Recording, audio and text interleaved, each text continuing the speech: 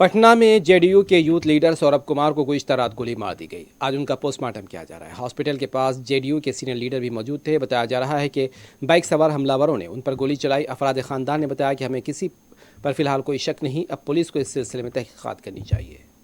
मैं तो अपने ससुराल में था, तो मुझे मेरी वाइफ ने उठाकर बताया कि घर से फ़ोन आया, इस तरह की घटना हुई है। पता चला कि नानी घर का ही एक रिश्तेदार का रिसेप्शन था, बढ़ैया कुल गाँव है वहाँ बढ़ैया कुल गाँव में पता चला, जब हम लोग आए तो पता चला कि वो रिसेप्शन में जहाँ इसकी गाड़ी खड़ी थी, रिसेप्शन स्थल से वो लगभग 50 मीटर की दूरी पर था।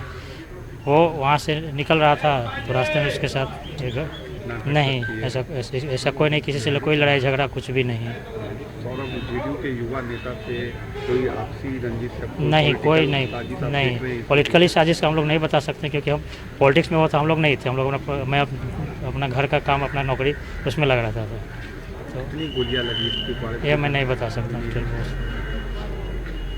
परिवार का क्या हाल है? पिता माता की क्या स्थिति है?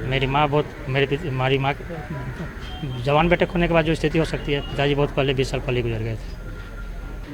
हम लोग के कार्यकर्ता हैं ओम बाबू, उनके माध्यम से सूचना मिली कि ऐसा बढ़ैया कोल में घटना हो गया है।